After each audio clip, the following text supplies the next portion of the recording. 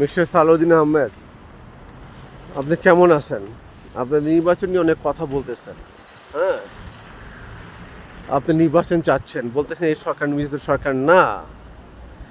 তো আপনারা তো একসময় নির্বাচিত সরকার ছিলেন, এবং গত 16 বছর একজন নির্বাচিত সরকার, একটা নির্বাচিত সরকার ছিল। তো আমার ফার্স্ট কোশ্চেন, আমি আপনাকে 3টা প্রশ্ন করবো, 3টা প্রশ্ন পারফেক্ট অ্যান্সার দেবেন, নির্বাচন 40 দিনের মধ্যে হয়ে যাবে। আমার ফার্স্ট কোশ্চেন, আপনারা যখন নির্বাচিত সরকার ছিলেন তখন আপনারা কী করছেন? আপনি ভালো কিছু রেপুটেশন দেন, ভালো কিছু অ্যান্সার করেন যে আমরা নির্বাচিত সরকার ছিলাম, আমরা এটা করছি, এটা করছি, জনগণের জন্য এইগুলো করছি। আর আপনাদের কুকর্মগুলো আমি 2টা উদাহরণ দিব, ঠিক আছে? আর সেকেন্ড কথা হলো যে গত 16 বছর নির্বাচিত সরকার সময় আপনি পালায় কেন ছিলেন? এই অ্যান্সারটা করতে পারবেন? আর third question, Israeli prime minister is a নির্বাচিত সরকার নাকি অনির্বাচিত সরকার? সে যদি নির্বাচিত সরকার হয় তাহলে আপনার ভাইরে আপনি ফোন করে বলেন যে ভাই, তুই তো নির্বাচিত সরকার, তুই এই প্রবলেম, এই যে মারামারি, মানে গাজার লোকজনের মারা বন্ধ কর। তুই একজন নির্বাচিত সরকার, তুই একজন ভদ্র লোক, তুই একজন ভালো লোক, তুই এটা বন্ধ কর। সো আপনি যদি কালকে নেতানিয়াহুকে ফোন করে বলতে পারেন যে ভাই, তুই নির্বাচনটা বন্ধ কর, তুই এই মানে এই মারামারি কাটাকাটি এগুলা, মানে নিরীহ পাবলিককে মারা বন্ধ কর, তুই একটা নির্বাচিত সরকার, পরশুদিন সরকার, আমাদের বাংলাদেশ তত্ত্বাবধায়ক সরকার, তারা নির্বাচন তফসিল ঘোষণা করবে এবং 60 দেশের মধ্যে নির্বাচন হবে। আপনাকে এই কাজটা করেন, বুঝতে পারছেন? কারণ আপনার নির্বাচিত সরকার, আপনারা তো ভালো মানুষ, তো আপনারা তো ভালো কিছু করেন, তো এই কাজটা করেন, কোনো সমস্যা নেই আমাদের। আর সেকেন্ড হলো, যখন 16 বছর নির্বাচিত সরকার ছিল তখন আপনি পালায় ছিলেন, আপনার লোকজন পালায় ছিল।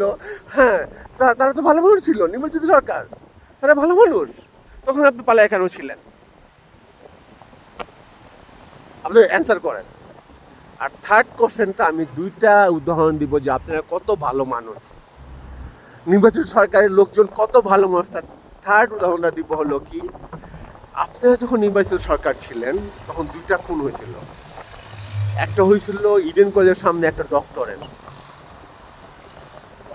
হ্যাঁ, সেই ডক্টরটা আপনাদের এগেনস্টে একটা রিপোর্ট দিয়েছিল, পোস্টমর্টম রিপোর্ট। পিন্টু এটা মানতে পারে নাই। পিন্টু চাইছিল যে পোস্টমর্টম রিপোর্টটা আপনাদের সপক্ষে হোক, আর ডক্টরটা অস্বীকার করার পরে ইডেন কলেজের সামনে তার ট্রাক চাপা দিয়ে মারছেন একটা। আর সেকেন্ডটা হলো, আমার পরিচিত একজন লোক, বাংলাদেশের প্রথম শ্রেণীর 4-5 জন যে আইটি ম্যান ছিল, যারা ইন্টারনেট নেটওয়ার্কিং নিয়ে কাজ করছে, তাদের মধ্যে হুমায়ুন, নীল, জাকারিয়া স্বপন, আরিফ আহমেদ, আমি 4জনকে ভালোভাবে চিনতাম। আরও 5-6 জন ছিল যারা বাংলাদেশের প্রথম ইন্টারনেট নেটওয়ার্কিং নিয়ে কাজ করছে, যারা সিসকো কনফিগার করতে পারতো তখনই, দোষ দিয়েছে। হ্যাঁ, তো এই হুমায়ুন রে একটা গুলশানের একটা বিল্ডিংয়ের 6 তলার থেকে ধাক্কা দিয়ে মাইরে ফেলা হলো। আপনারাও জানতেন, সবাই জানতো, কারণ হুমায়ুন বসুন্ধরা টেলিকম নামে একটা কোম্পানি ছিল। হ্যাঁ, সেই কোম্পানিতে তাকে এমপ্লয় করা হয়েছিল, বাট তাকে অনৈতিকভাবে ভিআইপি করার জন্য প্রেশার করা হয়েছিল, সে এটা রাজি হয় না।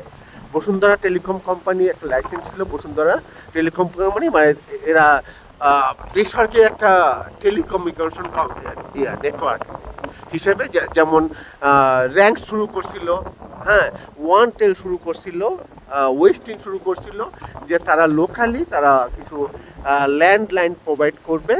হ্যাঁ, বাট এদের মেন উদ্দেশ্য ছিল ইলিগালি ভিআইপি। সো হুমায়ুন এটা রাজি হয় নাই, তখন তারে মাইরা ফেলা হলো 6 তলাতে ধাক্কা দিয়ে। আর সেই মাইরা ফেলার কেসটা আপনার ভাই তারেক হয়তো 200-300 কোটি টাকা খায় এটা ধামাচাপা দিল। এটা তো আপনি তখন নির্বাচিত সরকার ছিলেন। তো এই নির্বাচিত সরকারগুলো যে এই কুকর্মগুলো করছেন, আপনি সিম্পল কিছু উদাহরণ দিলাম। তো আমাদের এই অনির্বাচিত সরকার তো এই কুকর্মগুলো করবে না, তাই না? আশিক আছে, ডক্টর উবায়েদ আছে, এরা দেশ থেকে কেন চলে গেছে? আপনাদের মতো নির্বাচিত সরকারের জ্বালা যন্ত্রণা, অত্যাচারে এখানে কাজ করার কোনো পরিবেশ ছিল না। তো এখন নির্বাচন হবে, দেশে একটা ভালো পরিবেশ সৃষ্টি হবে। হ্যাঁ, নির্বাচন করার মতো যোগ্য কিছু লোক প্রতিষ্ঠিত হবে, তারপর নির্বাচন হবে। নির্বাচন তো অবশ্যই হবে। ডক্টর ইউনূস সারা জীবন এখানে থাকবে না, ঠিক আছে? তবে আমরা চাই একটা প্রতিষ্ঠিত ভালো রাজনৈতিক ব্যাকগ্রাউন্ড তৈরি হোক, একটা ওয়েদার তৈরি হোক। হ্যাঁ, যে আপনাদের মতো গরু ছাগল তার বাচ্চাগুলো আইসা রাজনীতি করবে, দৌড় সালাউদ্দিন, হ্যাঁ, আইসা রাজনীতি করবে আর পাবলিকের অত্যাচার করবে, নির্বাচিত হয়ে অত্যাচার করবে। নির্বাচিত কোনো নির্বাচন একটা খেলা, তাই না? আপনারা কি নেন?